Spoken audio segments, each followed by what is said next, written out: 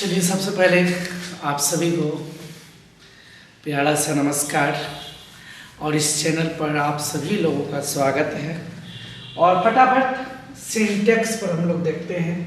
Syntax पर जो question है, इम्पोर्टेंट क्वेश्चन है, उनको देखते हैं विस्तार से। और ये जो क्वेश्चन है यह परीक्षा में पूछे जा चुके हैं और इस क्वेश्चन को देखिए। पहला क्वेश्चन है, neither of the two man dash done this. पहला क्वेश्चन है, neither of the two man dash done this. Have होना चाहिए या हैज, मे, शुड।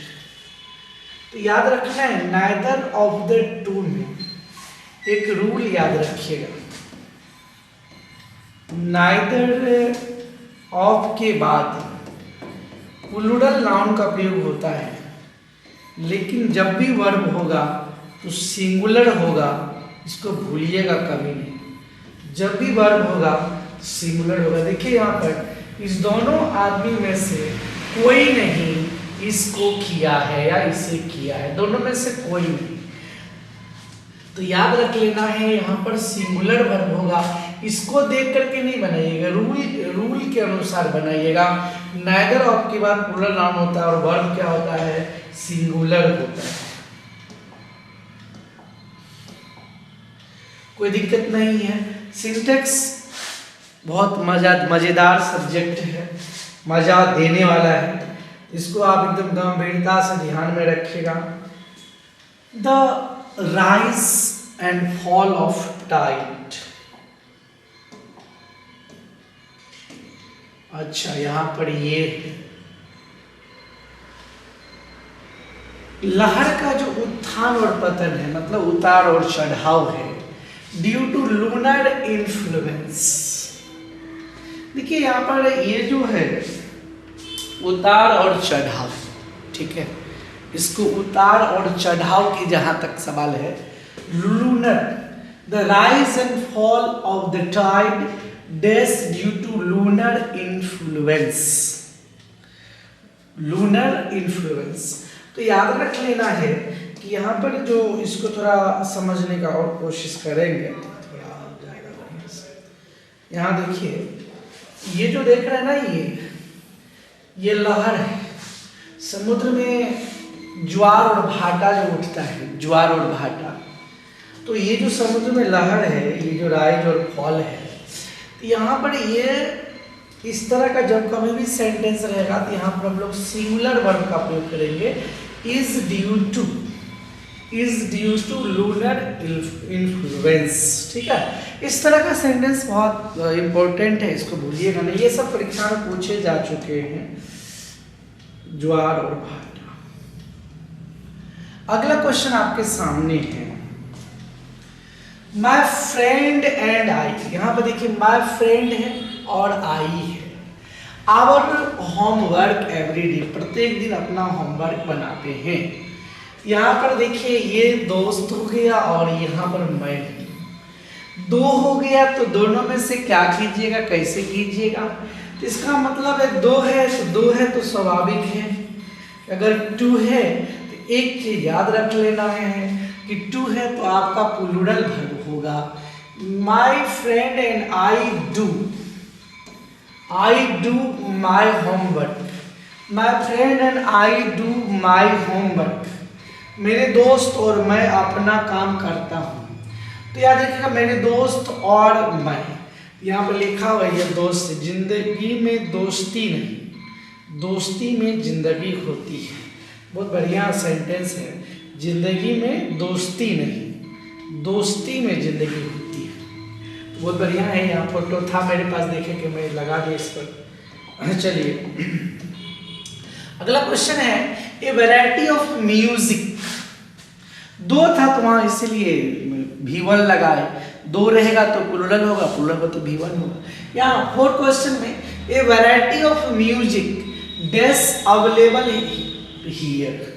एक चीज यहां समझ लीजिएगा, ए group of plural noun.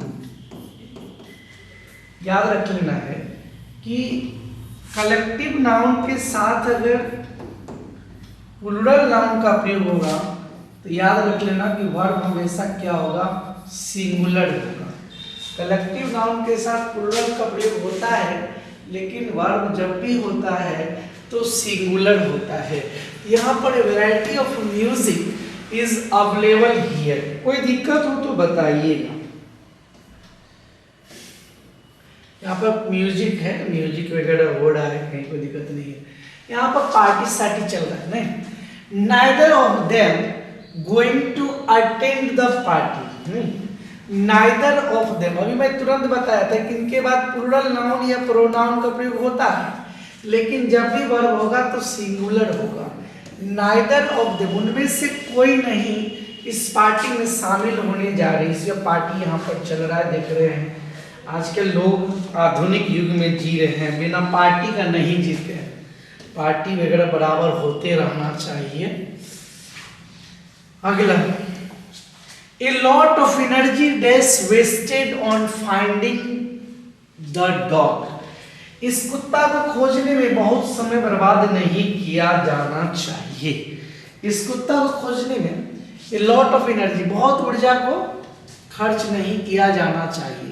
A lot of energy स्वाभाविक एक सिंगुलर कंटेबल नाउन है, और सिंगुलर कंटेबल नाउन है तो स्वाभाविक वर्ब क्या होगा, सिंगुलर होगा। A lot of energy was wasted, बहुत एनर्जी को बर्बाद कर दिया गया इस कुत्ता को खोजने में, वाज हो जाए, कोई दिक्कत नहीं है। तो एक चीज हमेशा ध्यान दीजिए, अगर कोई तरह का इम्प्रूवमेंट लगे कि नहीं होना चाहिए तो जरूर बताइएगा, ठीक है। मिल्क एंड वेजिटेबल्स, स्वाभाविक है, यहाँ पर ये मिल्क हो गया और ये वेजिटेबल वगैरह हो गया। मिल्क एंड वेजिटेबल्स, साग सब्जी। Milk and vegetables, milk and vegetables is होगा कि हैज होगा कि आर होगा कि हैव होगा। तो यहाँ याद रख लेना है कि मिल्क एंड वेजिटेबल आर होगा, क्या होगा, आर होगा। Milk and vegetable are good for health. दूध और साग सब्जी हमारे स्वास्थ्य के लिए अच्छा होता है। Milk and vegetables are good for health, are होगा क्योंकि यहाँ पर ये तो सॉरी अब तो प्लूरल हो गया और ये सिंगुलर हो गया। दो चीज को हम जोड़े हैं, तो दो चीज को जोड़ेंगे तो स्वाभाविक मेरा क्या होगा, वो प्लूरल होगा, ठीक है।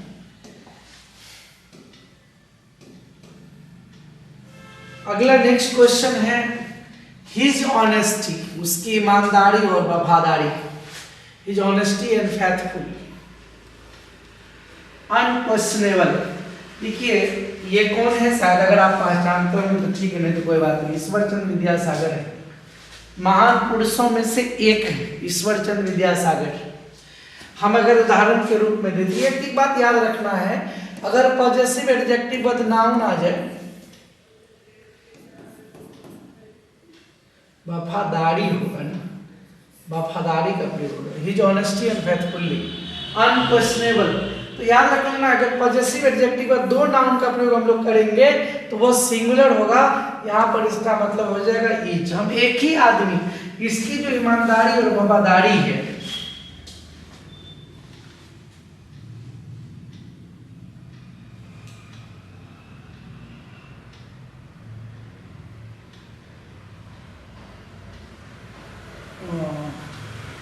यहाँ पर जो है इसकी जो ईमानदारी और वफादारी है, हिज ऑनेस्टी एंड फेथफुल्ली।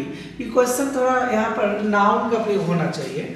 अगर ऐसा मतलब यहाँ पर फेथफुलनेस, अगर यहाँ पर फेथफुल एडजेक्टिव है, अगर हम यहाँ पर नाउन की बात करें और हिज ऑनेस्टी एंड यहाँ पर एक चेंज कर सकते हैं। देखिए 2 सेकेंड, यहाँ पर हम जो है चेंज कर सकते हैं। हिज ऑनेस्टी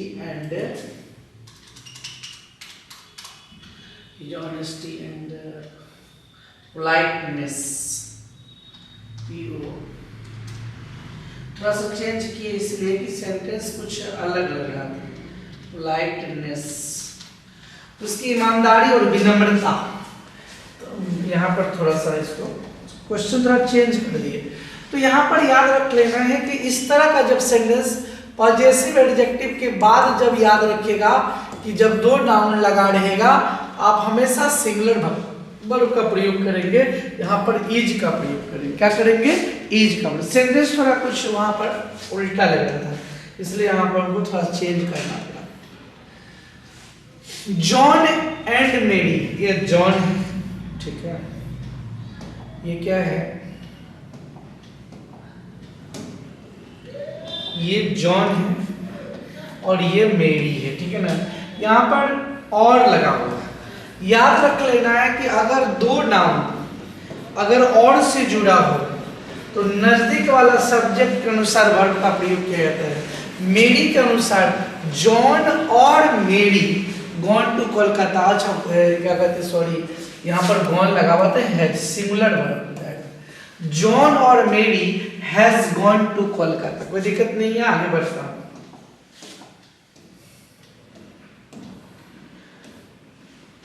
क्वेश्चन बहुत 10वां नंबर का बहुत फेमस है। आइदर ऑफ द टू, यहां देखिए, दो में से कोई एक एक्सेप्टेबल मतलब स्वीकार है। हालांकि यहाँ पर फुल स्टॉप होना चाहिए, यहाँ पर क्वेश्चन मार्क दे दिया, ठीक कर देता हूं।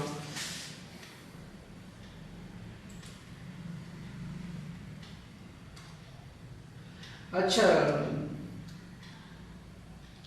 क्वेश्चन मार्क कोई दिक्कत नहीं कि अगर ऐसा होगा either of the two acceptable, अगर हम इसको यहाँ पर ही रखेंगे और इसको तो यहाँ रखना चाहिए। Either of the two, 2 second इसको थोड़ा चेंज कर देते हैं।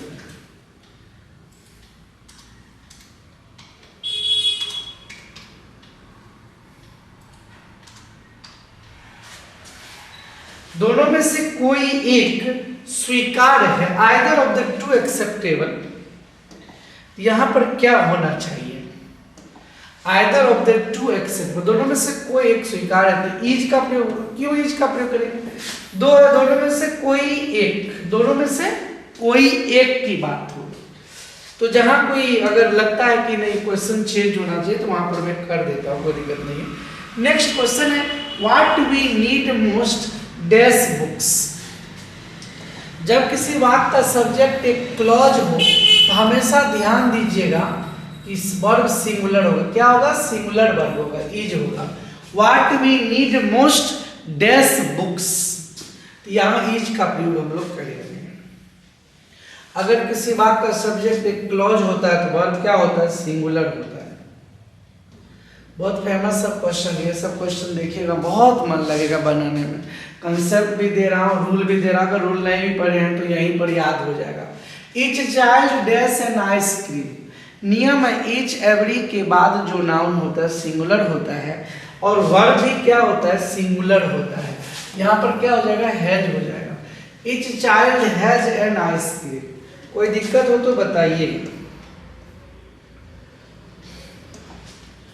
2 + 2 याद रखना है, अर्थमेटिक्स का जो हिसाब होता है हमेशा उसमें सिंगुलर वर्ब का प्रयोग होता है।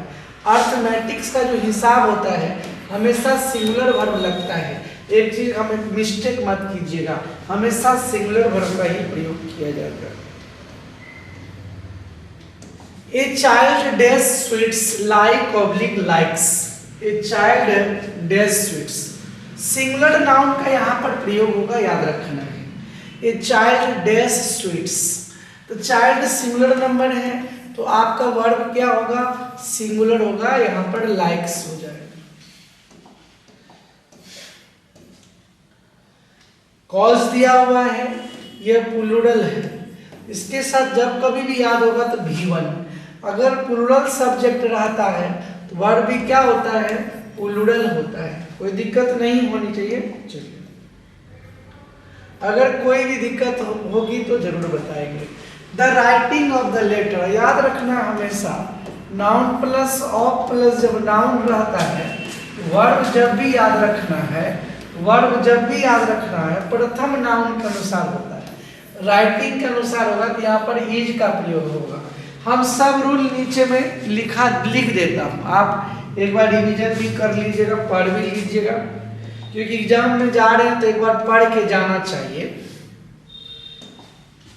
देयर डैश ए बस, याद रखना है कि देयर के बाद जो नाउन होता है, याद रखना है कि देयर के बाद जो नाउन होता है उसके अनुसार वर्ब का प्रयोग हम लोग करेंगे। यहाँ पर इज का प्रयोग करेंगे, न कि हम लोग आर का। देयर इज ए बस एट 10 AM। नेक्स्ट क्वेश्चन है, यहाँ पर भी सेम है, देयर डैश 10 गर्ल्स। यहाँ पर ये प्लूरल है, तो प्लूरल है तो वर्ब क्या होगा, प्लूरल हो जाएगा। नहीं, देयर के बाद जो वर्ब लगाएंगे तो याद रख लेना ये वर्ब इसके अनुसार होता है। अगला क्वेश्चन है, the people of this village. अभी मैं तुरंत बताया था कि नाउन प्लस ऑफ प्लस जब नाउन रहे, यहाँ पर अगर आप एक शब्द और जोड़ देते हो प्रेपोजिशन का, तो निश्चित रूप से प्रथम नाउन के अनुसार क्या करना है, वर्ब लगाना। प्रथम नाउन के अनुसार वर्ब लगाना है। जब भी लगाना है तो प्रथम नाउन के अनुसार वर्ब लगाना है। 10 नंबर का क्वेश्चन है, डज द बॉय इंग्लिश। आप लोगों को एक चीज हमेशा जानना है, do oblique does, do oblique does plus subject plus V1। एक चीज भूलिएगा नहीं कभी, do oblique does plus subject plus V1। यहाँ पर डू या डज के बाद क्या हो जाएगा, नो हो जाएगा, भूलिएगा नहीं कभी। अगला क्वेश्चन आपके सामने है, do barking dogs dash bite. तो डू डज के बाद अभी तुरंत बताया कि क्या होगा, V1 होगा। डू डज के बाद हमेशा क्या होता है, V1 होता है। डू डज के बाद हमेशा V1 होगा, भूलिएगा कभी नहीं। The Ganges dash a holy river. दुनिया में जितने भी नदी के नाम है सभी सिंगुलर होते हैं, और जब सभी सिंगुलर होते हैं इनके साथ कौन सा वर्ब लगाइएगा, सिंगुलर वर्ब लगाइए। क्या कोई दिक्कत तो नहीं है।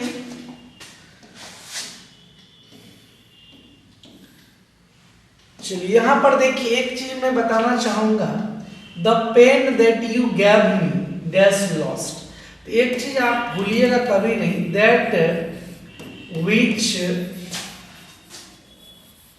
हु, यह आपका रिलेटिव प्रोनाउन है, ठीक है।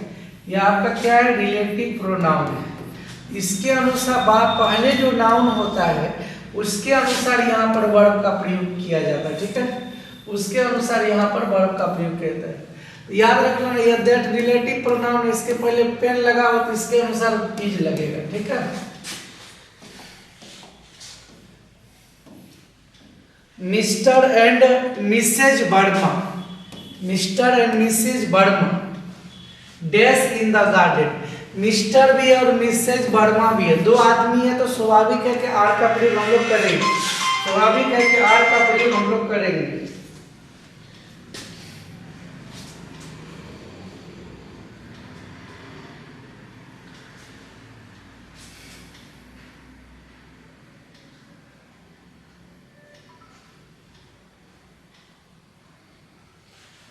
चलिए नेक्स्ट क्वेश्चन आपके सामने है, a number of boys. A number of boys जब है तो स्वाभाविक है क्या होगा, प्लूरल वर्ब होगा। A number of boys word, a number of boys. एक चीज हमेशा ध्यान देना है, ए नंबर ऑफ के बाद जब कभी भी याद रख लेना है प्लूरल नाउन होता है, और वर्ड भी क्या होता है, प्लूरल होता है। A number of boys, word भी प्लूरल होता है और नाउन भी प्लूरल होता है। तो यहाँ पर क्या हो जाएगा, वर्ड का प्रयोग होगा।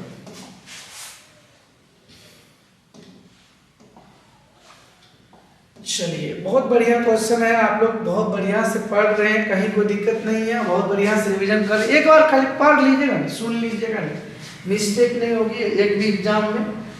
Half of the mangoes, half of the mangoes. एक चीज हमेशा ध्यान देना, हाफ के बाद अगर प्लूरल नाउन का प्रयोग होगा तो वर्ब क्या होगा, प्लूरल होगा। हाफ के बाद अगर प्लूरल नाउन का प्रयोग होगा वर्ब क्या होगा, प्लूरल होगा।